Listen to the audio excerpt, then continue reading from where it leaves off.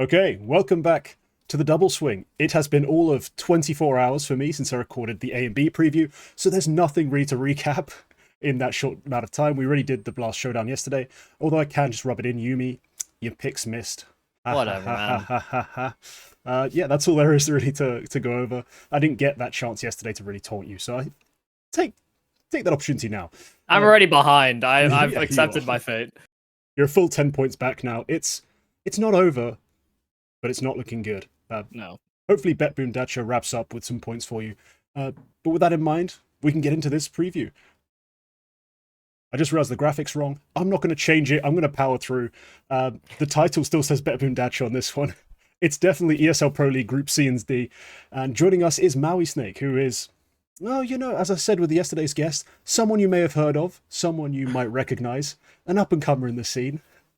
How's it going? I just got my first online gig this year, so yeah. Hell yeah. I feel like we're back to square one here. So we're building from the Nice. ground up, you know. The hair to match as well. Yes, exactly. It's like I just got out of prison. So He a up and self-imposed came. prison. Up and came and now coming again. Exactly. I've been back to hell and back to hell and back again. For the Dota fans. Yeah, for the Dota fans. Yeah, because I don't understand what that's supposed to mean at all.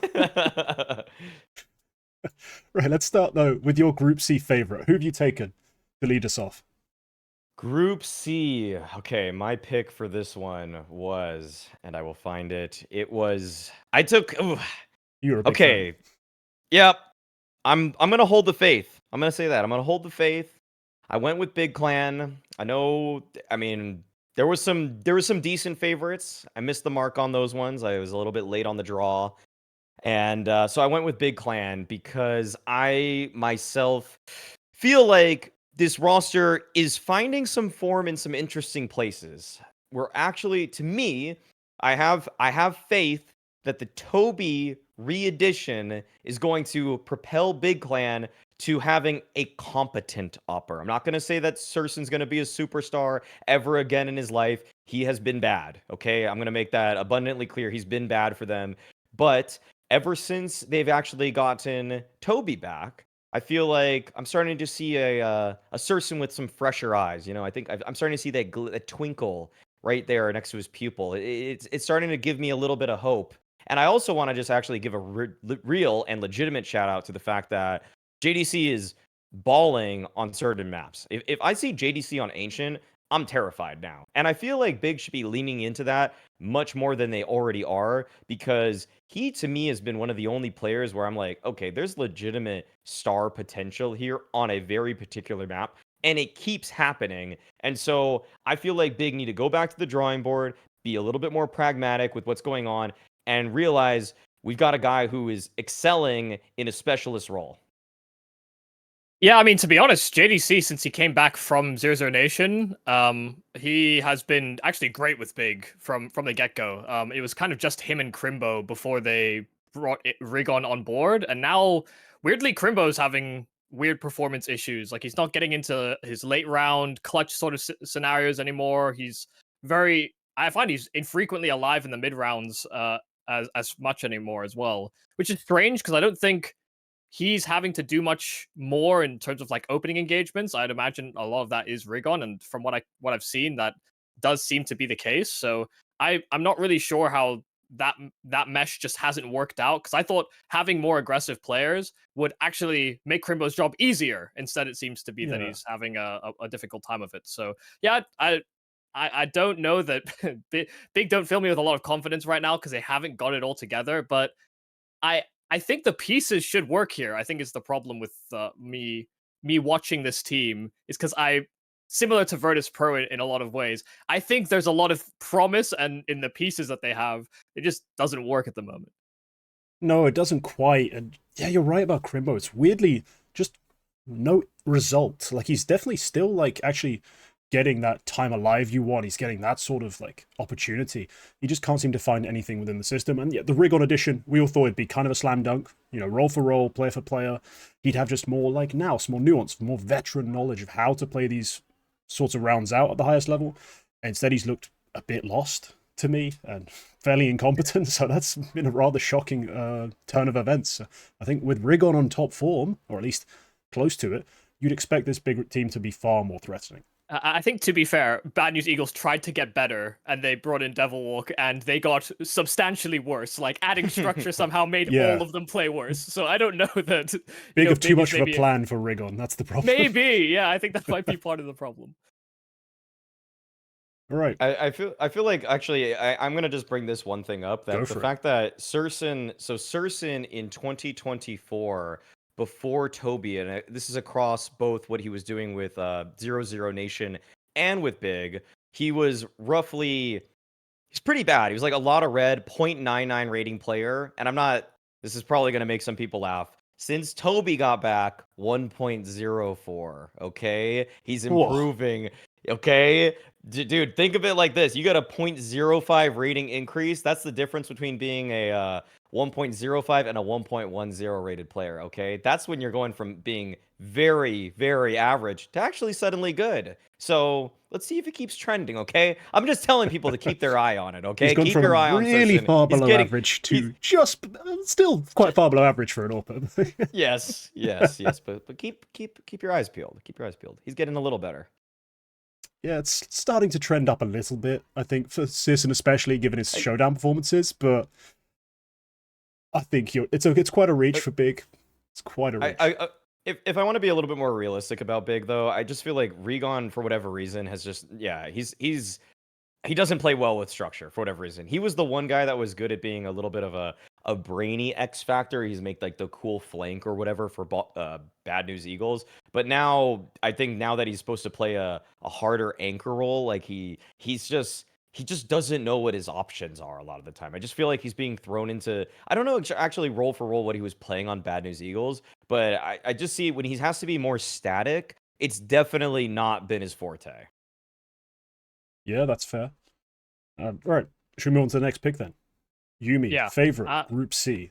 A lot more confident in this one. I went with the first pick in MOUZ, not only for the fact that these guys will make it to the semis of tournaments or they'll make it into playoff runs, but they're in their home turf. They're in studio. They're at ESL Pro League.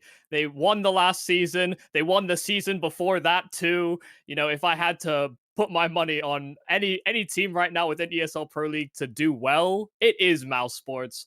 They, I think, have acknowledged that when they get in front of larger crowds, they have just performance issues. I don't think they've actively acknowledged that the crowd is what's making them have those problems, but when they get to these arenas, they are conscious of their drop off.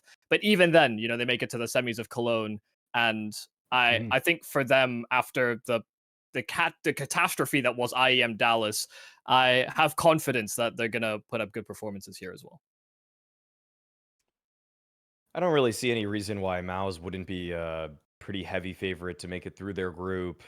I mean, I feel like when they're playing the best CS possible that they can and have to offer, it's pretty tough to say any team's going to beat them with any consistency. So for them to make it through this group, which is headlined by teams like, Fnatic, Complexity, Big, if they don't make it through, that's just... honestly, what's going wrong becomes instantly the question. This is like, you start immediately raising a red flag if they drop 2 series in the group stage here. So this is a lock to me. Everybody's performing super well. And to push my own agenda, Torzi is really, really solid as an opper. Okay, I'm just going to keep pushing that. I feel like people don't like this guy for a variety of reasons. Maybe because they couldn't get past what he was initially on the team, how he felt like a bit of a noob stomper on MOUZ NXT, but I feel like he's slowly and gradually leveled up his game to now being pretty easily one of the top 6-7 oppers in the world. It's been great, but I do think for me the part that always made me sort of hesitant with Torji is when I go into the demo and I watch and I'm like, there's about 3 or 4 shots a half typically, where it's like a sitter and he misses. Maybe a half is a bit much, but it's at a rate that I found at least significant. But thankfully on this roster, there's so much solid play and they get so much value out of a guy like Jimfad that he can be a little more wild and a little more inconsistent on a round-to-round basis. Because overall, if you actually look at it, map to map, like event to event, he's fairly stable now. And that's something you don't really expect from a guy who's supposed to be young, streaky, got a little bit of flair to him because he does take risks, does take openings. But no, I'm a big fan. Obviously, a huge fan of this team. If they don't make it out of this group, the heavens will crack open and the apocalypse is coming because they should be more than just a lock. You could put your life savings on it right now. They make it out of this group. Yeah, I think if you had to identify a weakness on this team, it is probably Brolan. Like outside of his sort of honeymoon phase with the squad, he has seen like a massive drop off in terms of the expected output, I guess, given that early performance. But he's not playing bad. I don't want to put it that way. It's just simply if there was going to be a player that you want to perform at a higher level that could actually make MOUZ like a consistent champion contender, then it is probably Brolan to find that same form again. Yeah, he's not really the life and death player for me. Like, obviously you look at Xertion first of all to basically judge how they're going to perform in a series. But no, yeah, you could eke a little more out of Brolan. He's the part you would tweak, maybe some focus in with an analyst. That I think would be an interesting discussion to have. Well, Group C, once you get past Mouse Sports, is a mess, as we've kind of established. So I went with a favorite who well, the best of the rest, I think. Complexity. Also, I've had many criticisms for them in the past. I've questioned if players should be cut, when. It doesn't matter when they have a Liege, and they are going to go into matchups with teams who cannot beat a Liege.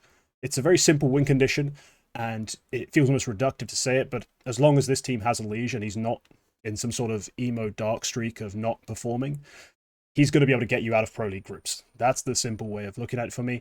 Holzerk, fairly competent. JT does a good job.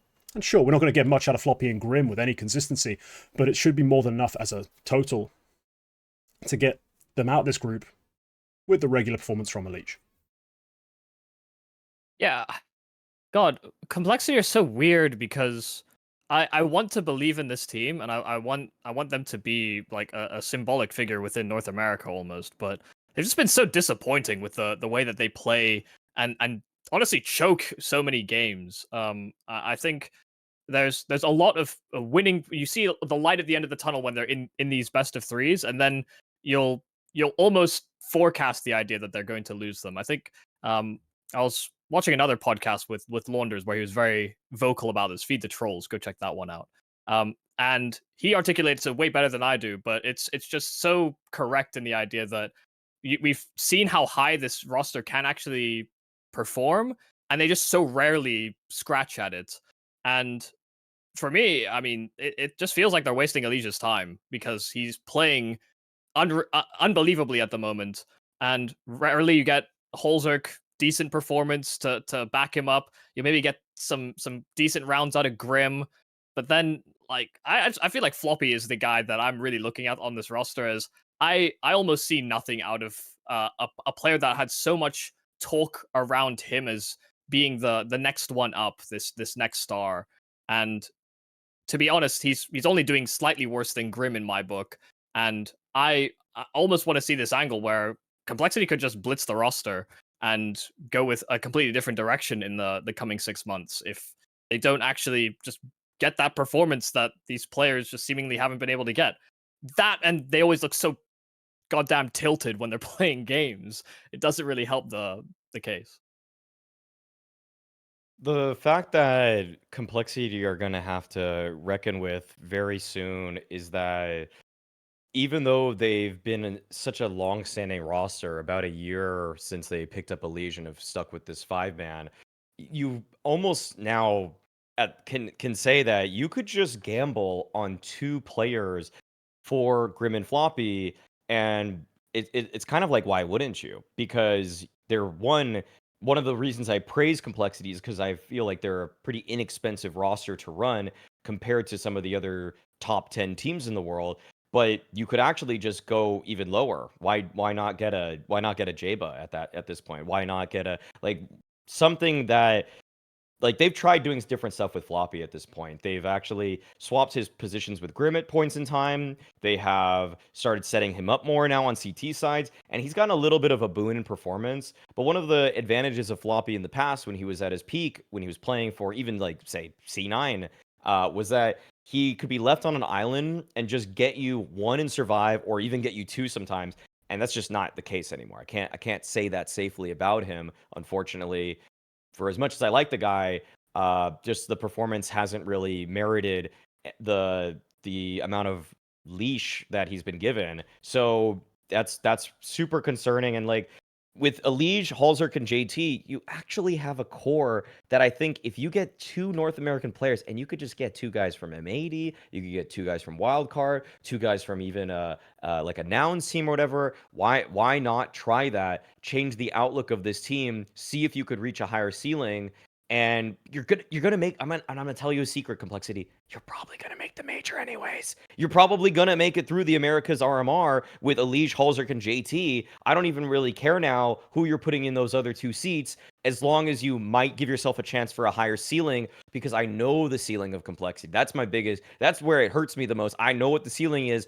It was what you did at IEM Sydney. It's what you did at the Blast Fall final following that. And now, since then, it has been 9 months of I would say mediocrity for having this many opportunities. There's no playoff runs to speak of, with the exception of one ESL Pro League, which in a way sort of doomed them to continue with Halzerk, who is okay. Like, again, Halzerk's okay. I'm not gonna die on a hill that he's good, like I will with Torzi, but I would say that with Halzerk, he's like all right, and he's going to do well versus America's opposition in that RMR, just as we know Elige is, just as we know JT's going to call a good game plan. And so I'm finally not against the idea that come post Shanghai, think about looking for the next crop of talent.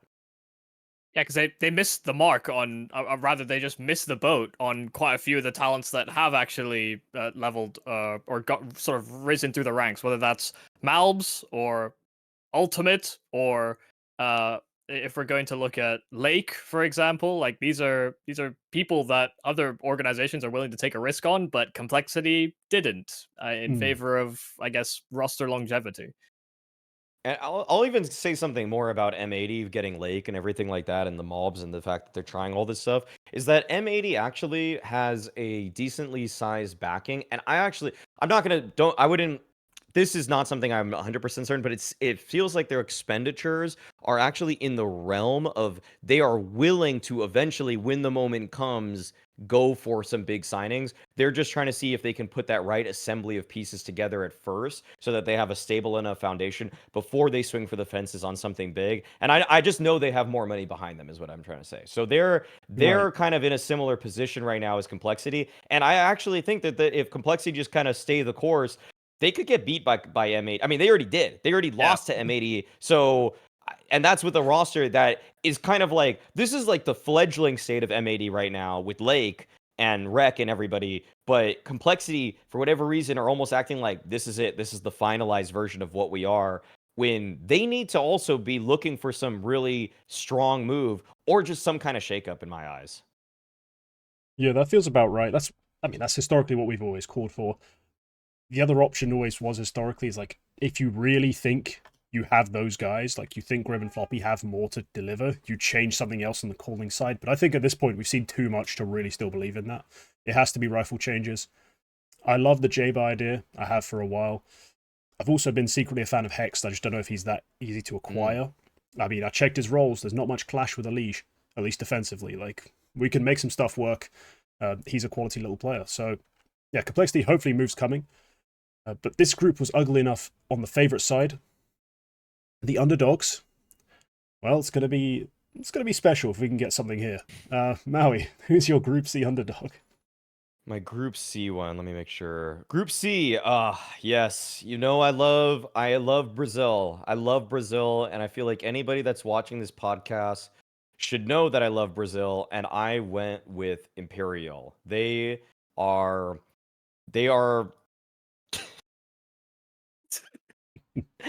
Man, where to start with Imperial? I just feel like the only team that's taking them down regionally, I guess, is Pain. So that's something to their credit.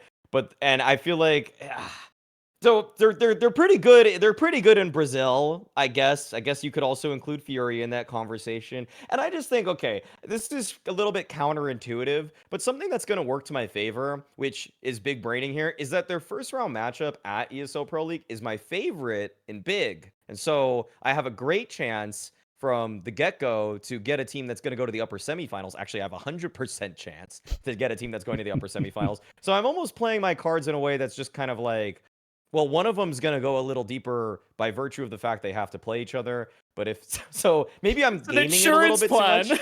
Yeah, maybe I'm gaming it more than I am actually picking the team. But I will say, okay, based off of what he did at Cologne, or at least the play-in, I feel like Descenti was pretty fun to watch. That dude actually cleaned up Furia. So I feel Yeah. like there's something there in terms of individual firepower. And I feel like the thing is that they were just getting acclimated to having Try instead of Henny. So they got a different Opper who's a little bit more of a playmaker, and they don't know what sort of space they need to take, necessarily what sort of space that they're given, and they're getting an Opper that's not quite as much of a, I don't know if I guess I would consider Henny a support Opper because he's more of a late round player than Try is. So that's something that I feel like Imperial, the more comfortable they get, they could theoretically have a higher ceiling. And I'm adding so many different caveats here because this is an insurance pick more than it is actually a full faith pick. Mm. Yeah, Not the best sell. They're the Really third not. best team in Brazil. I think that's reasonable. You know, you've got Pain, you've got Furia. Both have beaten Imperial recently. Yeah, just in Brazil, yeah. Yeah, and my problem with this team is nobody has actually been able to capture the spark that was Try when he first had his breakout on 9Z. You know, we went to 0-0 Nation. That was a tragedy. Went back to 9Z, played just okay. And now he's found himself on an Imperial where I just don't think they are going to set Try up in the way that 9Z used to. You know, there was a lot of enabling flashes. They actually used quite a lot of resources to get Try opening duels and for him to command space on that early 9Z. And basically no one's decided that, yeah, we should keep doing that because he actually works really well in that environment. They're just saying, we want you to run back into like more system AWPing, or yeah, you can go for a couple of plays and maybe we'll throw one flash for you, but that's about all you're getting out of us. We want to do an execute later on. So that's maybe my reservation with Imperial. Descenti in no way by far the best players on this team. And the newest additions, bar Try, to have gone onto this team. They were the real big surprise for the Copenhagen major. So, yeah, I don't hate Imperial at the moment. They're just not. They don't fill me with a lot of confidence. They've had a lot of like a pretty drastic come down after the Copenhagen RMRs, which is I think a little bit of a shame for me. Yeah, I also struggle to really take too much like Brazilian like local play like to heart. When I look back on their results, I'm thinking, yeah, they've won a series of best of ones, you know, in the what's it called, Challenger League? Yeah. Against Jesus Christ, who knows? Honestly, never heard a single one of these. But if you look at even their results against like the better Brazilian teams, they've struggled since pretty much qualifying for this. So I'm very, very down on this roster in terms of their potential. I like certain players, decent. Try, you know, tries his best. He's a prospect. I'm still rooting for him. But overall, the way they play, who they are, this is a hope and a prayer. And I wish you the best. There was a case legitimately where Vinny might have been the best in-game leader in Brazil leading up into that Copenhagen RMR. Like he actually was, they were playing really, really good Counter-Strike. And then afterwards, I don't know what's happened. They just like gave up. It's just odd. This Imperial team is so perplexing. Also, ESL Challenger League South America.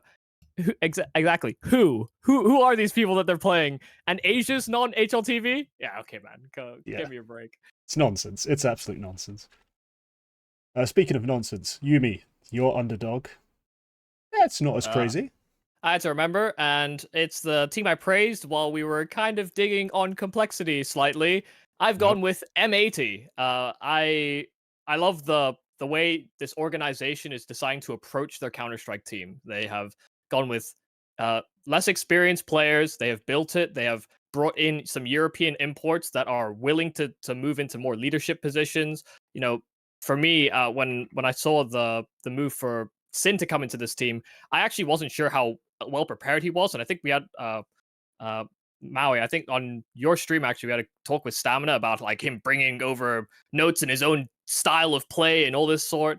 and Yeah. really decide to take the reins on the project in a way that was maybe unexpected for a younger player, which is a really good positive sign for me. That and Slacks is the best German AWPer right now. He is better than Searson, and he has honestly leveled up much the same way Holzerk did when he went overseas. He is willing to stomp North American players, and then he thinks, "Wait a second, I'm actually the best," and he brings that confidence when they go overseas as well. So yeah, I have no qualms with M80. Sure, Lake isn't a replacement for MOUZ, but MOUZ wasn't the only good thing about this roster. They actually, Swisher will have great rounds. They'll set up Wreck as well, and I think that's enough for me. Lake just has to be 60-70% of what MOUZ is, and M80 are a team that can cause upsets. I feel like another thing that I notice about M80 is that because they don't have mobs right now, and Lake's not as much of just it's like a can opener on rounds. He's not just gonna break through a defense. They actually have to stage their rounds a little bit more than they used to. They're just a little slower, and it actually in some ways might catch people off guard. I think they still have fairly simplistic overall plans, but they actually just take their time and just don't pray. It almost is kind of like what Spirit is right now with Donk. Like that's kind of how M80 sort of used to feel, where it was just like, well, Mobs is gonna get you 2 kills in the middle of Ancient, and now it's like, well, Lake's not always gonna get that, so you have to actually do a little bit more in the round. And I feel like that is not necessarily saying that today is going to be better for M80, but it's in a way going to actually train Sin to be a better in-game leader and everybody else also to have more thorough and just more thorough structure just by necessity. And that in turn is going to just get them all like a different level of experience, whereas before it was a little bit more one tricky to me, or at least that's how I felt it was. And now I feel like they're playing a more well-rounded style, so it doesn't mean Lake has to just pop off with a 1.4 rating on a map to have any chance. It's actually like, no, you can actually win with calling now, which is obviously to M80's benefit and to the development of every player. Yeah, maybe a little less linear, I guess, with the old MOUZ approach. Yeah, it was a simple approach. It was brute force. But yeah, with a player like MOUZ, it can definitely work. Lake he's an interesting guy because he's one of the few names I've ever heard given to me as like an American like prospect. Like, oh, this guy's actually next up. Like, he could actually develop into something. He tries, like things like that. I'm just worried about going into these matchups. Yeah, sure, it might be great training for Sin as an IGL. It might be nice for them to figure out like a more structured style. Maybe in the future when they finally get like maybe some more upgrades come in, when they do spend that money, as Maui you hinted at earlier. Maybe that'll be great for them at that point. I just think here they don't look like, I'm going to be honest, they beat Complexity once. I don't know if they'll do it again. And beyond that, these matchups are going to be difficult without the firepower. Like, I like Slacks. Like, he looks far better on this team than he did when he was just noob stomping in tier 3 with alternate attacks. But he's still not what I consider to be a truly good, like, great AWPer. So they're going to struggle to win a lot of these games just on firepower. But I don't mind the pick. I think overall it's a team who play decent Counter-Strike. I think Sin is like one of the most valuable pieces in the world right now. Like, as a young IGL who's able to find frags, he is quite an important player. So M80 will be great in the future, I'm sure, when they do, I think, make those firepower upgrades. But right now, I struggle to see them making it out of this group. Yeah, well, we'll just have to wait and see. We'll All I can hope is that they can cause a couple of upsets. They don't even have to make it out of the group. I'll just be happy with some upsets because, Yeah, 4 teams make it out, so yeah, there's always a chance. There's always a chance. I've gone with an underdog who, I mean, relative to some of these other options, don't feel like much of an underdog. I've taken Fnatic, who, whilst honestly inconsistent and mildly disappointing online in a lot of events, like, they make it, like, past a lot of these rosters. They've won, like, Cloud9, OG, these sorts of games online. They've also lost to, like, Sangirl, Johnny Speeds, and I'm like, I still want to pick you. I still know you're going to be better than everyone else. Not everyone else entirely in this group, but enough of them to go through because you have Blame F. Because Matisse is legitimately a fragger. and because this group is incredibly weak. I've also seen them play on LAN and play much better than they play in all these online games. So they're clearly one of those teams who don't take that stuff as seriously as they should, which is silly to me because they are at this point just a tier 2 team who are, you know, climbing into the tier 1.5, trying to push and establish themselves as tier 1 again. They are not Fnatic as the brand would imply. So I wish they would perform online, but this is LAN. This is a real event they'll be properly hyped up for. They've got fragging, maybe, I don't know if he's the most impactful fragger on the server in this entire group, but he's close to in BlameF. He's still got that dog in him. I'm picking them to make it through, even if it is off the back of a ridiculous, like, whack as hell BlameF carry job. They're still going to do it. It could be a Mattis carry job. Mattis carry job, the BlameF carry job. I feel like what's weird about Fnatic right now is that they just feel like they're almost, you could just put BlameF in one tier, the highest tier for the team. You could put Mattis, like if I were to tier every player on this team, they'd all be in different tiers, unfortunately, where it's almost like BlameF is the S tier of Fnatic players, Mattis is in the A tier, and then it's a pretty steep drop off. No one's in the B tier for me. And then I guess I have Body, I guess, in the C tier. And then I guess the D tier is like Crims and Afro lately, but I'm not even like the things I've seen of this team were just so much more about Mattis and BlameF just getting so much done, and then everybody else is sort of attempting to be non-detrimental to their own efforts, but that's with varied effect. So I'm not really sure if anybody else can elevate their games to match up against EPL talent. But, you know, maybe I think they could. I guess squeaking by, like, in terms of underdog picks, I think this was the best one, though. Yeah. I mean, they've got, like, a lot of variability as well with this team because, yeah, Mattis can pop off, BlameF can as well, but Body, even as that in-game leader, can actually have games where he just dominates. Like, he has incredible maps in series, and then he'll kill nobody the next 2 maps sometimes.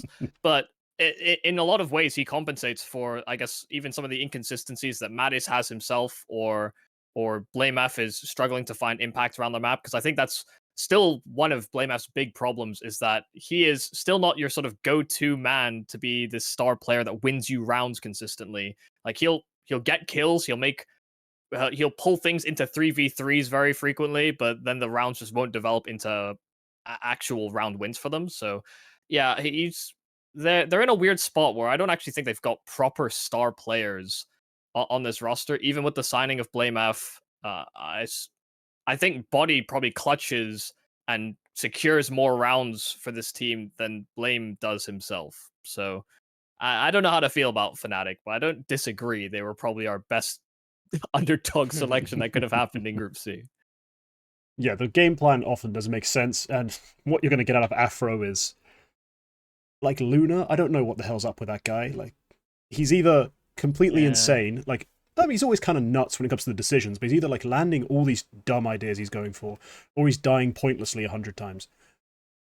It can win you raps, to be fair, it can win you maps, but more often than not, it's just a null point, and you have to make up for it on the rifle side.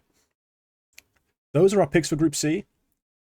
As you can tell, Group C was not exactly full to the brim with amazing teams. I think at this EPL, it is the weakest group. Has to be. I had to look at the rankings and the distribution, and these only really have like 3 technical favorites if we're using HLTV, but even then, those are inconsistent rosters. Like, none of us wanted to talk about Astralis even, and they're a team that have actually some promise. So yeah, it's difficult. It's difficult to make the picks when that's what you're dealing with. But let's hope Group D is more in store for us. I think there's a lot more to sing the praises of, like a lot more players we'd like to watch play. Let's put it that way. Maui, lead us off. Your favorite. You've got to be happy with this one. Yes. This was my first pick in our draft. I selected Vitality. I feel like this is a cakewalk for them all the way into the upper bracket final. They're playing Atox first, which is going to be a stomp. Then they're playing the winner of Furia and Falcons. And if is anyone even actually a winner when it comes to those 2 teams at the end of that series? I don't even know. So this is Vitality all day. Arguably best player in the world in ZywOo. I would consider him the most well-rounded player in the world right now. Apex himself could probably just farm Atox. If I were to do an HLTV fantasy, I would probably just grab Apex right now, just because I think he's going to put up crazy numbers versus his first 2-round matchups, even his 3rd-round matchup. So he's going to be the value pick of this team, and he's going to be winning all of his games, obviously. So this is a super simple pick. I don't even know how much. They might even be the best team in the world right now. They're probably the favorites in some bookmakers' odds to win the mixed major as well, and even this tournament. So that's all that needs to be said about them. What, the rumors that Spinks wanted to explore his options after the spring finals didn't concern you? Oh wow, yeah. The rumors of something being unearthed from, what was it, 2 months ago, 3 months ago? No, that doesn't concern me at all. And I think that there are consummate professionals over there at Vitality. Also, they all are under the same agency, so suck it up. They did flame Kyojin in that interview though. That was great. So that was my favorite part of Vitality lately. It was indeed the best part. Also, XTAS, don't back down. Don't back down. You don't need to back down. You didn't mince your words then. Don't even try to cover it up now. Just because Kyojin lost to OniPixels Drillas the day that came out does not mean you need to back down from the statement that you made. That says it all, doesn't it? Like, that's a slam dunk. Just follow it up with a quote tweet and a screenshot of that game. Like, yeah. Why are you apologizing when he's losing to a team that OniPixel put together just to even have a chance at stickers? Like, the hilarity is like nobody has probably thought about Kyojin in a while, and then all of a sudden he's in this article getting flamed. So yes, exactly. Very unlucky. Yeah, nothing wrong with your point at all. I had my concerns about Vitality after spring finals, given the amount of times you just see Apex lose his shit and look down the line at his team, almost like he was trying to blame somebody. And I don't know. I'm gonna be honest. I don't know how the team plays like in those types of conditions, because I've seen teams where players are overly aggressive, even just in one exchange, and sometimes other players shut down. I imagine you get into the pressures of a stage. You've got crowds yelling at you, and then you have your in-game leader also yelling at you while you're playing this important match. I have a lot of respect for the members of Vitality around Apex that are able to take that and still roll with the punches. This team does play really good Counter-Strike, even amidst some of the weird blunders that they seem to have from time to time. They don't seem to have addressed some of the CT side qualms in position. They are getting, I think, better output out of their pieces. Whether that is Mezzy and his decision-making on bomb sites, whether that's FlameZ and trying to take the right timing out of these defensive angles into more information gathering ones. I think they've got a lot right, and then they have ZywOo. So yeah, nothing to hate. They won Cologne. Yeah, and then they have ZywOo. Just kind of sums it up really for me. And I love FlameZ for a start. Like, he's become, in some circles, underrated. I know most people who actually watch the games realize that on T side he does so much work for this roster. But overall, yeah, I mean, Apex, he's volatile. From what I know, he's better than he was 3-4 years ago. A lot better, a lot calmer, and this is the calm version. So imagine what it was like when that team was speaking French. Let's put it that way. No, they should. Honestly, that Atox game, if they manage to lose that, Valorant wins. So please, guys, just take care of business. I love Annihilation and Yami and some of these talents on this Atox lineup, but they have no right taking even 10 rounds off of Vitality across both maps. Like, this should be a battering. And they just failed to make the RMRs, losing to GR Gaming in the finals of that. I was watching that game. I just couldn't. Wait, shout out GR, awful. Hong Kong org, but yeah, kind of crazy. They should not be losing that game. Yeah, they lost to them twice in the entire process. But no, that's enough about Atox. I think that's more than anyone else is going to talk about them at this event. Now let's get Yumi, your favorite out of Group D. I have to remember it. Oh yes, of course. Another one of the teams that I was like, oh hey, they got one of the talents that nobody else seemed to be even aware of. It's Liquid. I also had no idea who the hell Ultimate was, but my god, does he actually shoot. And he's stone-faced. He's like a stone-cold killer when it comes to him pulling off clutches. He doesn't react. And I think that only serves to benefit him in the long term with this team, where you maybe have vocal pieces in Yakindar and Twists that will come up with ideas, maybe get a little bit heated if Ultimate needs to do something. He has been doing it for this team. You also have Twists actually still shooting people while he's calling, which is sick. And Yakindar actually isn't a liability in this Liquid. He had a lot of real struggles under the Cadian system and the transition of leadership, but I actually do see Yakindar style rounds from time to time here on this Liquid roster. I think they've got maybe a couple of set plays tailored to him, and maybe they won't explore much further than that because it's not the same sort of unleashed Jakindar of old, but they are tapping into some of that talent that was there and lost to trying to be an in-game leader himself. So yeah, that, and they picked up JKS, and JKS doesn't suck as an anchor, guys. What a surprise. This Liquid, I think, have gone in the right direction with the moves they've made. Even if I don't know if Twist can be an in-game leader long term, right now he is doing a good job of managing output on server as well as calling, honestly, very solid mid rounds.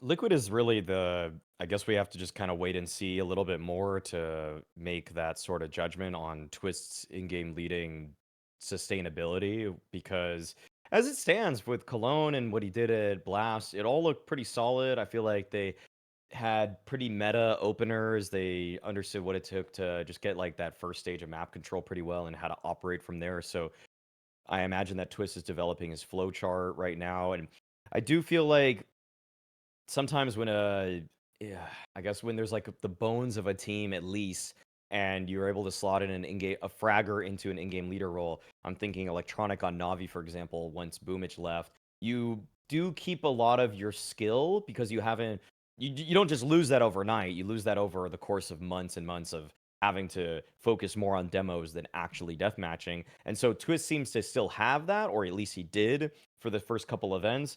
But I do wonder down the line, once people do inevitably study Liquid more and more, recognize what it is that they're doing, that as Twist tries to reinvent the playbook of Liquid, is he going to be able to maintain his individual form? And sure, Yakindar is not as much of a liability, but he's still the worst player on this team. And I do feel like in CS2, with some of the just jaw-dropping entry fraggers that are really carrying certain teams right now, like Nico G2, Exertion MOUZ, Donk Spirit. I feel like there's so many examples right now of how it just is night and day making or breaking your team if your entry fragger is good. With him not being really even in the top, I don't even know, I'd say top 20 entry fraggers in the world, that can be a bit of a hindrance to them. Actually, it's a pretty heavy hindrance to them, where I would actually right now rate Apex as a better entry player, space taker, than I would Yakindar as an individual. And so that's like my hesitation about them. But for the group and making it through, I feel like they're definitely going to have a pretty solid time through this bracket. You're playing an ENCE team that didn't even qualify for the RMR. You're probably going to play a VP team after that who has had their ups and downs. Very possible they just make it. If they had Vitality on their side of the bracket, I'd worry. But as it stands right now, I think they're pretty good. If I had to say, Sorry. No, I was just gonna tag on. If I had to say that there was one, I guess maybe concern that I have as well about Liquid is this is the most confused I've seen NAF in late rounds. And I don't know if that's like a comms thing for this team, but he seems just less aware or like darting between angles on his crosshair placement when I see him in these late round situations a bit more than I guess I'm used to for NAF, who I've always deemed to be sort of a calm. I have all those positions locked in, and I'm gonna systematically go and clear them, and then try and salvage around. He seems a little bit more hesitant, or I guess confused about what seems to be happening on the map. So maybe that's also an area that could be improved. Yeah, I was just going to throw on the end. I do think this team is destined to regress a little bit, actually, at this event, to not play maybe up to the level some people expect. Just because I don't think Ultimate can keep it up. I think it's been a little bit flattering so far. The start they've had, like between him and Twists and somewhat overperforming. I think they are going to regress. I don't think they fail to make it out of this group, though. Let's make that clear. They make it through this group. I just think that maybe in playoffs they'll lose to someone slightly unexpected. But overall, Liquid, yeah, firm favorite to go out. They still have a great rifle duo in Naf and Twists. I just think potentially not as threatening in the playoffs as you'd hope. I do also want to bring up this fact that I know a lot of people wanted to like this conversation is soon to be completely deaded. So this will probably be one of the last times I bring it up at any context, but Yakindar was using SnapTap, and he actually got way better with it. No, he got way better with it. Okay, from not using it, ESL. Okay, so last ESL Pro League, he had a 1.04 rating, CCT Global Finals 0.95. Boom, SnapTap 1.16 at IEM Dallas. Okay, that's pretty big, and people were like, "Oh, Yakindard's using it. It's not a big deal." Guys, he did get better. He was much better with SnapTap than he was for the first half of the year where he wasn't using it. So, if there's anybody that's gonna fall off, maybe it's not Nico, but to say Yakindar is not going to affect him at all, I feel like would be just like willful ignorance to him actually seeing there was an improvement. He just still sucked, or he just still was mediocre. Damn hardware juicing. Yep. Yeah, a very real problem that lasted not very long for everyone involved. Yeah, I mean, it was at like 4 big events or whatever, like before they'd like officially announced it, right? So Dallas, Yeah. Fall Groups, Cologne, basically, and all those events he was in the green, by the way. So Yeah, maybe he's also going to come crashing down to earth, and that might be even more detrimental for Liquid, but I don't know. They should make it out, even if he's off the juice, as it were. Let's go on to my favorite pick, which is, yeah, where things get a little bit ugly. Decisions had to be made. Compromises reached. I've taken Falcons. I'm not thrilled by it. I'm really not. But my other option was Virtus Pro, and I refuse to pick them. Because I'm not even sure they'll beat Red Canids. So, Falcons. How do we make this work? How do I sell this? They have probably... Yeah, I'm going to say it, the best IGL in the group. Because I know he's not going to try and throw hands with any of his riflers at any given moment. So, big bonus. They also have had a massive step up in performance from him over the last 3-4 months, because he was such a huge negative when this roster first comes together that being average to mediocre for an IGL is actually a big upgrade for them.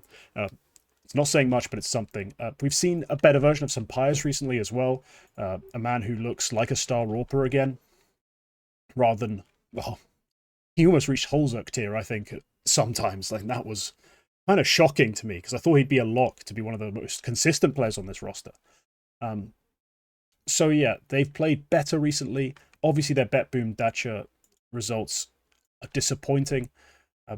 But just to my eye, they look like a stronger roster than they were when they came together. Minus Boros. And I think this will be an event for them to at least show that that progress can net you a result or two. That result is probably just going to be making it out of probably the last chance stage of this group to make playoffs. But I'll be happy with that, considering where they started and how bad they've looked at various times during this year.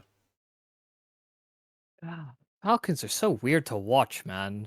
Mm. Like, I don't know if you've seen their games recently, but they force buy a lot. And I mean almost an unhealthy amount, in a way that I've never seen an ENCE or a snappy ENCE look before, or any Zonic-led team go for previously. And I don't know if that has to do with their situation just not being very good. They maybe feel like they can get more output out of rounds if they just break money by going with these force buys. But it doesn't look very pretty a lot of the times. It doesn't fill me with a lot of confidence either that they trust their game plan enough that when they get guns they can actually execute on them properly. And I can definitely understand why.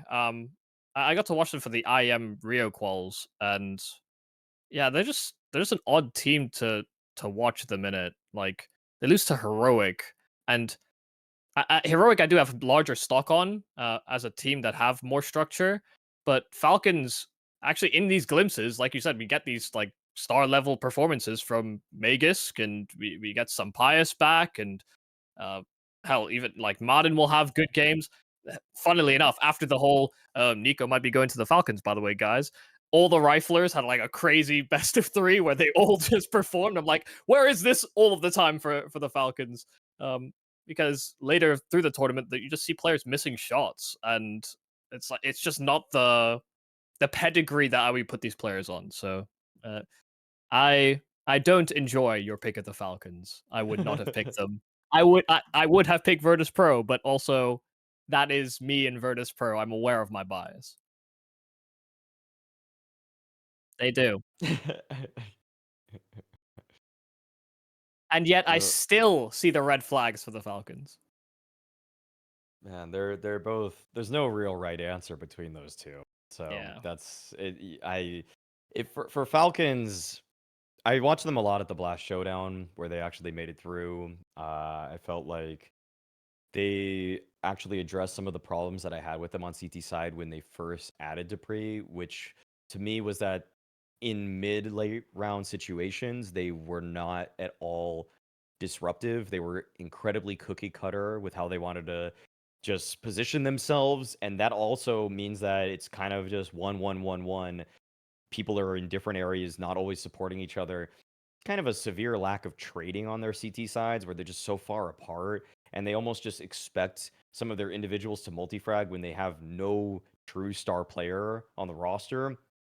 They've addressed that themselves, and I feel like the brand that they're starting to toy with is more random, where they're instead of playing a retake out in a standard, well outlined way, they're just flashing people through smokes. They're just saying, okay, fuck it. We can't win these retakes because we're not good enough. So we're going to make the round as hectic as humanly possible. And I'm starting to see some of their players limit test, and I don't love that. But I do think that is sort of a band-aid fix for a team that couldn't find any real semblance of a CT side or consistency on it. So why not try to make things more random? Because if you're already performing horribly, more random will probably only improve you. So I it's not the way that I would want to ever have to fix a problem on my defensive side, but it is one that is actually proving to me a little bit more pragmatic. But it's also giving them the chance to bomb out of any tournament they play, but it's giving you the chance to actually win a couple BO3s here and there. And I feel like their ranking has lightly improved because of that. I feel like the reason they won the Blast Showdown was because of that. Because I saw it from the very first map to the very last map that they were always doing a little bit more than I used to see them go for, which even meant sometimes Dupree overswings in con with 30 seconds in the round. But I'd rather have that than them getting crunched on a bomb site where they're all just kind of holding on for dear life and pretending that they're going to multi-frag when we know that those years are gone. You're not multi-fragging, Magisk. I'm sorry. You don't have that in you anymore. So I'm actually becoming more of a fan of this Falcons team, because if you took the nameplates away, I'd almost act like, oh, it's not just Falcons, it's the bad news Falcons. They are going for shit that I wouldn't have expected. Yeah, fair enough. No, I mean, I like that. I think in the end, feel good about not picking VP still. Yeah. Yeah. An like apt it. comparison to BNE. Yeah, BNE, you know, could do some stuff back in the day, and this is a version with, I think, more intelligent pieces, to put it not too insultingly. But let's move on to the underdogs. Maui, you've gone for a certain theme across your underdogs, and I'm not sure I vibe with it entirely. Well, I've liked what I've seen. I haven't necessarily seen a lot, but I saw them beat Fluxo, and I will say that I like what Red Canids have to offer domestically. And if I've learned anything from the last major, you can never discount. You can say that you can add caveats, but you cannot discount what's going on in the Brazilian scene. And so Red Canids, with their lineup of pieces that we've all heard their names. That's one thing that I like about them too. We've heard a lot of their names before. We've heard Cold Zero, obviously. We've heard Henny. We've also heard Nithon, and we've also heard Davideus. So on top of that, they've added a Venom. They have a Venom Zera, who in his own right can be a solid player. And I just think that this team, in some ways, is very interesting because it's the right blend of new blood, old blood. If I ever made a rubric or like a foundation for an outline, I guess, for how you want to build a new roster, I usually say 2 old pieces, 3 young guns, and they've got that going for them. So that's a good start. On top of that, I actually think that Davideus, as an individual player, has really carved out what it is to be a modern space taker, where you're not just throwing yourself at a problem. Like, I'm going to shout out for no reason at all Nexius on OG. This guy just runs into brick walls every single day of his life, and I feel like it's to the detriment of him and his team. But Davideus is much more concerted with his efforts. When I watch Davideus versus, say, someone like Nexius, who just sees himself, like Nexius sees himself as like a hard entry. I must keep going. I will die doing this eventually. Davideus is more tempered, and I feel like that's to the benefit of Red Canids, where if you kind of told me someone from South America is like, oh, he's an entry fragger, I'm like, okay, he's probably just going to keep going, just going to keep sending him. I've seen this guy shift his own tempo, where he makes a read, suddenly becomes a lurker in the round, and then Coldzera is able to call a better mid round because of it. I have actually, or Nithon actually, I think is their in-game leader. I mean, I think they've now actually figured out what it is somehow so quickly, to what it takes to create win conditions in rounds. And I just feel like they aren't just they're not just like when I watch teams like Fluxo in Brazil, I just feel like they don't really transition between stages of the rounds very gracefully. Whereas Red Canids, I feel like they just understand that they don't need to go 0 to 100 and back to 0. They're actually a team that is going from 30 to 70 to 100, back down to 50. And then they it actually plays with the other teams in Brazil a little bit better than teams that are just red light, green light. So I like that already about them. And I feel like that's going to catch European teams off guard, that this is a team that isn't just full sending, full stopping. Yeah, I mean, if you just look at the names on this team, I mean, it's already pretty nuclear. Even from Davideus' time on 9Z, he was doing much of that same sort of transitioning from space taking to late playmaking, because sometimes it would be either him or Max going for entries, and so whether or not he continued pushing for space or transitioning into a later round piece was very dependent on how well Max did in sometimes his opening affairs. And so that actually just works for this team as well. Like, that stylistically fits quite well. And for me, I've not really been a fan of Nithon-led teams for a while, actually. Like, I just feel like they just don't do anything for so long, and they just try and execute bomb sites.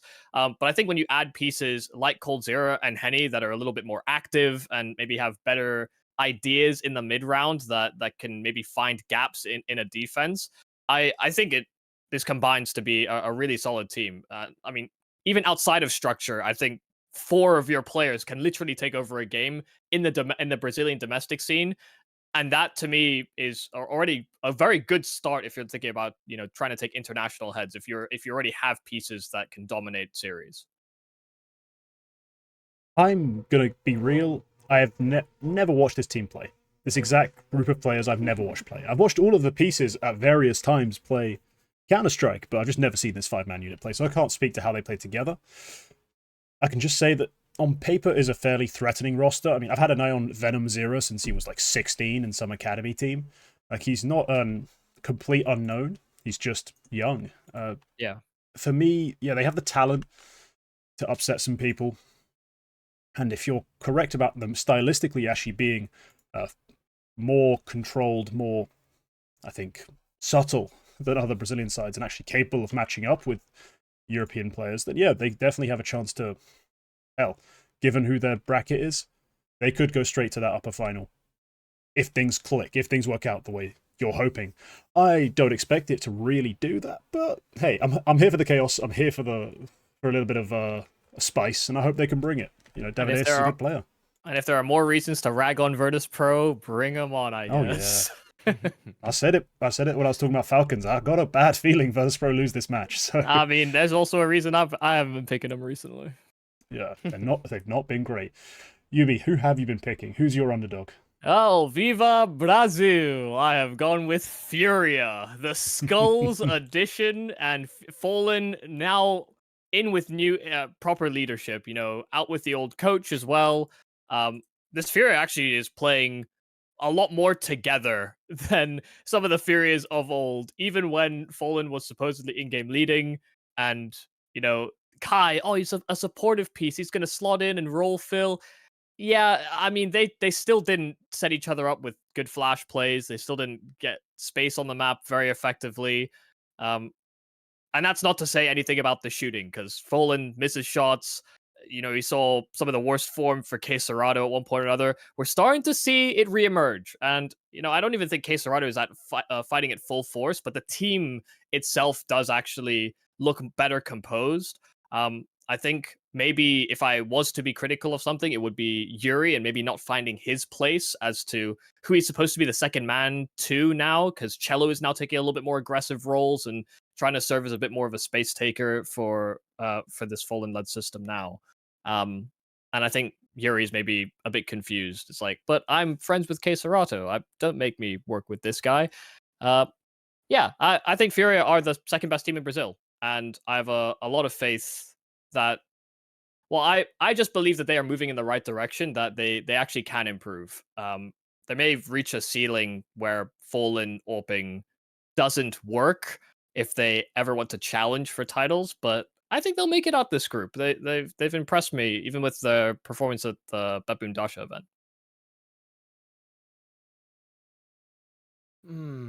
I feel like I I apologize to Skulls, and then now I'm kind of back not on the apology. His own individual T sides are just so lackluster as he tries to fit into any system, and I feel like this guy really wants to just be let loose completely and not have to play off of his teammates at all. And I will say his team synergy looks better now with Fury than it ever did with Liquid, but that's not saying a lot, and it's also not really translating to too much in terms of his own performance and getting any better. And so as it stands right now, I'm not really I already think that this Furia team did what it was meant to do, which is that it made top 8 of one LAN one time.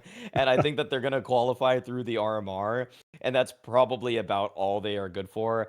I still just don't have the most faith in this team versus European opposition. I feel like I find Pain to be actually much more exciting nowadays, 9Z as well.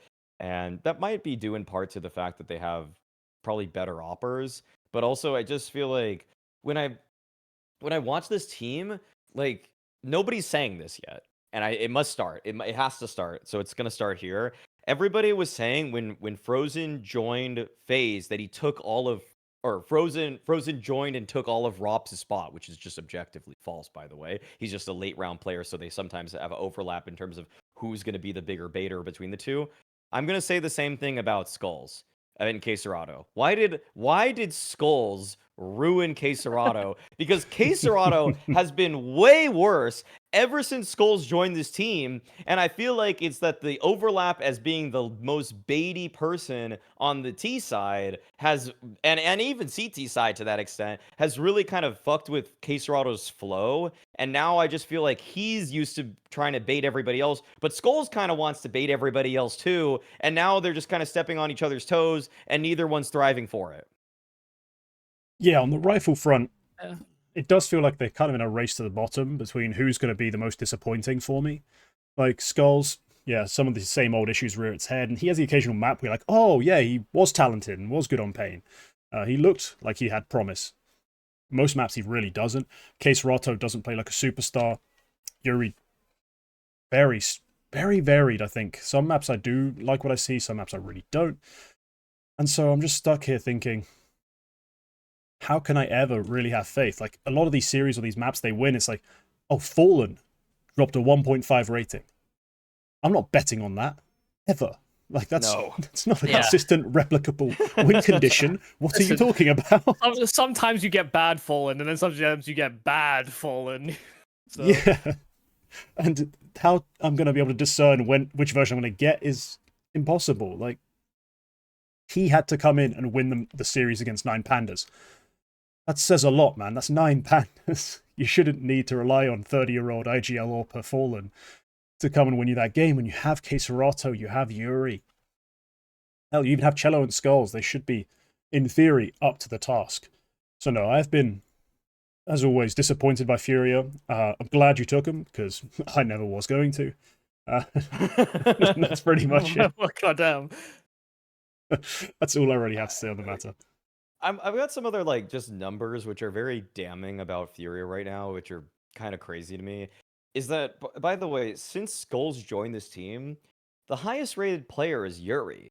Like K-Serrato has also kind of fallen off of a cliff individually, which is really what I mean when I'm talking about this whole like is Skulls taking his spots? It's not exactly that, but K-Serrato for the first half for all of 2024, he's a 1.16 rated player. Now, since in the last month, or basically since when Skulls joined, he's a 1.07 rated player. Like that's a Yeah. pretty steep drop off for a guy that I wanted to include in my top 20 players of the year. And ever since Skulls joined, I think I've had to boot K-Serrato out. I've probably inserted a couple people like Bit, who since the player break have been fantastic. But now I'm just Yeah. like, I don't know what, like this team is really taking a turn for the worse. And also, Skulls is doing worse versus top 30 opposition on this team than he was with Liquid, and it's not an insignificant amount of maps either. It's like Yeah. 25 maps at this point. So that's quite a bit for this to not be vibing. The weird thing about Furia is by the eye test, I do like this team more than I have for some time, but it's not Sure. translating into actual winning maps. And I feel like a big reason for that is because like the eye test for the team looks a little better, but the eye test for K-Serrato and the stats test are just way worse. And that was unfortunately such a massive win condition, is that K-Serrato willed them into games before, but because there's now another late round player that he's trading with in terms of being that last guy, it's like, I'm just gonna say this: Skulls, just run in. Just run in. If K-Serrato's behind you, it's so much better than K-Serrato running in for you. Please, please be the bait every single time. I know you want to get your numbers, but like, let K-Serrato bait you. He's 10 times better than you. He's just so much better than you. Yeah, that's probably very accurate, honestly. Like, there's no need to have Skulls alive late in the round when you could have K-Serrato. But all right, wrapping up this show is my final underdog pick. So I picked Falcons on the basis that they have a great IGL. Right. I've picked ENCE on the same basis. They have a great IGL. Don't you laugh. I see you laughing back there, At Maui. least he's consistent. There's nothing funny about this. He is an outstanding IGL with a roster that, yeah, also is present on the server. SDY, look, let's be real. SDY is a player in the past who you would have considered for many tier 1 teams to be an upgrade. Unfortunately, never really found a spot and had to end up here, so the numbers aren't flattering on him, but I still have faith in him as a player. Goofy and Kylar, I'm starting to lose hope in Goofy slowly, but I still think that Kylar's got a lot to give on the server if he's used in the right ways, and Pody's fairly promising, so I'm not going to pretend this is a slam dunk pick. The fact that they can lose to literally anyone online is rather depressing. Like BO1 losses to Koi, Unity, Kono. I know half the viewers won't even know those names. Like, that's a real issue. But here we're at a real LAN with real teams in best of threes. I feel like having Glaive is going to matter more. I feel like having, some actual quality in your roster in terms of tier 1 history in a guy like SDY is going to matter. I'm not a big fan of the pick. It was this or Furia, and I picked the devil I don't know because maybe they're not terrible, is essentially what I've gone with. Goofy used to be an ironic name because he actually was pretty good, but Yeah, now yeah. now he is actually playing like he is Goofy. He's so goofy. Yeah. It's I don't know about this team, man. I think ENCE got the worst end of the stick. I think Monty have the better ex teammates of either ENCE or the 9 roster. They I don't even think they have a proper in-game leader on that team. What Hades is calling on that squad. He is, yeah. But I have zero faith in this ENCE, aside from the fact that SDY called for Monty, where he took over for Waro, he called, Monty improved dramatically. Now, if he's able to do that with ENCE, fine. Hats off. Some die young. Just become an in-game leader, actually. Because I think Glaive does need some help. I think the rounds sometimes develop very poorly on this ENCE team. The best looking parts are Kyler and Poddy, in my opinion. Yeah. And it doesn't usually seem like the structure is what's getting them to those impact rounds. So I really, yeah, I really don't like ENCE right now. It's like the worst period of ENCE, I think, in the organization's history. Yeah, feel free to dumpster on me for the pick, but look, I'm petty. I don't want to pick Furia. It's really petty, but I'm just not going to do it. And knowing my luck, ENCE will end up doing good. Furia will end up bombing out, and the red Canids will beat everybody in their group. Hell yeah. I don't really have too much to add about ENCE. I haven't seen this latest iteration of them play. I do know that they were the only team in the top 30 that didn't actually qualify for any of the RMRs at all. The next team above that in the world ranking that didn't qualify for RMRs was 34th at OG, which just picked up Crizin, really. So I don't blame them as much. Whereas this ENCE roster, it's not like they've had a lot of time with this 5-man lineup. They've only been together for 3 months, but still, you'd think that's enough time given the pieces that you have 3 guys which you considered the core of a different ENCE that made it to the playoffs of Katowice, and it has just been purely downhill since then. And Yep. I need to watch more before I start saying more damning things about Glaive, and then he has to approach me in person and say that what I said was unfair to him. So that did happen, but I will tell that story another time. So Okay. just so you're aware, ENCE lost to Monty in their close qualifier run. They Yep. lost in the 1 and 2 game. They lost 2 and 1. And then they subsequently went to Thunder Pick World Champions. Oh, I just saw this Championship, result. and then lost to the Young Ninjas. They lost to the They're the a Young really Ninjas. good academy team, man. They're such Yeah. a good team. It Oh, if ain't I don't looking laugh, I'll good. cry. If I don't laugh, I'll cry. It's fine. You guys It's have fine. any like if you guys have any beat on Potty? Like what is this guy? Is So this guy Pody was good? from their academy, and Pody, okay. like Pody, Pod, or whatever. He's Finnish. I It don't know. might be I don't know. another I don't pronunciation know. entirely, but I think it is Potty, from my understanding. but on the academy, he played really well. Like basically, they signed an academy roster. It was a dumpster fire because none of them seemed to be, ready to play competitive Counter-Strike. And over the time, like they built up to something worth talking about. And Pody was essentially the one leading that sort of growth. Like he got better, and as he got better, the team was able to get slightly better. By the end of it, he was him plus 4 riflers. Like I think MOUZ was the other one who showed some potential, but most of the team was pretty forgettable. It's just him being solid.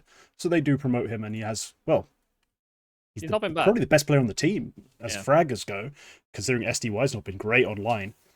So no, he's a solid enough player, but he's not a Zywoo. Let's put it that way. Yeah, he's a bit of like a clunky AWPer. He doesn't really, he's not very fluid on the map. He'll kind of No. pick a designated sector and he'll just like patrol almost. But he hits the easy shots, and that's something I liked in his demos. Like he's not stupidly over flicking or trying crazy stuff. He just very procedural, very consistent. Cool. But yeah. Yeah. If you got nothing else to add on ENCE, I think that wraps up the show. Might be the shortest show we've had with a guest ever, because we had time constraints and I tried to push it along rather fast. But hey, Maui, thank you for joining me. Your 2nd appearance on the Double Swing, the only guest to have done so, considering we don't really do guests usually. That's and you got to pick this time, so yeah. Good, We'll see how that good. goes. Yeah. Last time I just judged you guys, but this time I realized how hard you guys have it. I also feel like one thing that maybe I should just tell you guys this off camera, but I'm just gonna say it anyways. The snake draft element of this should be televised.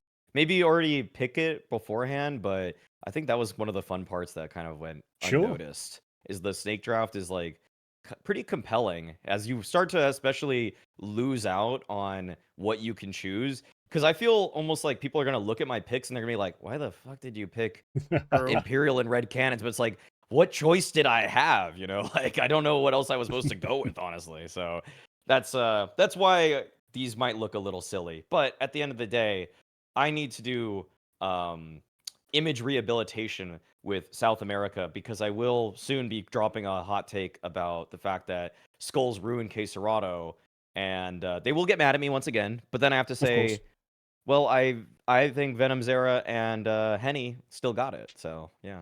Yeah. Well, with that, Brazilians, all 3 of you who watch my videos, Smile, thumbs up. It's going to be okay. And yeah, remember in the comments, tell us why we're wrong.